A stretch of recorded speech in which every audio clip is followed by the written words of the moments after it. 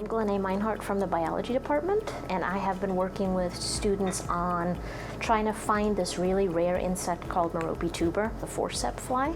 So we've been on the hunt for this mysterious, weird bug that we don't know much about. Finding the insects has been really tough. A couple of years ago we found a bunch of them at around the same time of the year. It was a county record. It had never been found here before. What we're thinking right now is that they reside underground, and so it's a lot more difficult for us to catch them. We've been using these, they're called malaise traps. It's like a bunch of mesh nets that are set up that will intercept the insects in their flight path, and then they'll crawl up into a tube of ethanol, which we'll then collect and look through. And without having the specimens, we can't really answer any of our questions that we have. So what causes them to emerge from the ground? Where are they even living? The immature stages have never been found. Nobody knows how males and females mate. We don't know what they eat. And so this big question mark of a species is what we've been focusing on. So it's been challenging, it's been fun, and the students have been, I think, experiencing both parts of those emotions, frustration and happiness and joy when we do find them. But in the meantime, we've been working on other projects in the lab as well. Seeing two students get excited about this really rare, kind of ugly looking insect screaming in the woods just from excitement, that's been really fun for me to see. So I'm Dr. Pamela Pretorius, and I'm working with Maggie Donovan this summer.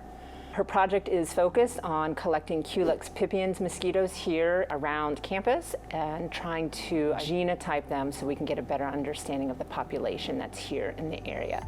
These mosquitoes are significant because they are known West Nile vectors. It'll help us begin to maybe make ties and connections and gain better understandings related to potential disease transmission. She will set a trap, usually in late afternoon. She uses smelly water. It's made with a hay infusion to basically attract the female mosquitoes when they go to lay their eggs, get sucked up into the trap, and are collected in a net. Maggie goes back out the next morning and will collect the trap, brings mosquitoes back to the lab and freezes them. Once they're frozen, she goes through an identification process where she looks at features related to bristles that are present on their wings, to structures of the legs that allows her to identify the type of mosquito. Once she has the mosquito identified, she goes about extracting DNA from those mosquitoes. And then we can use that DNA to begin to look at what is the genetic makeup of the mosquito to identify which type of Culex it is. So my favorite part of working with Maggie this summer has been watching her grow into this project, as well as with her science. And so looking at how she is approaching the question that we're asking, as well as kind of seeing her take ownership of that project.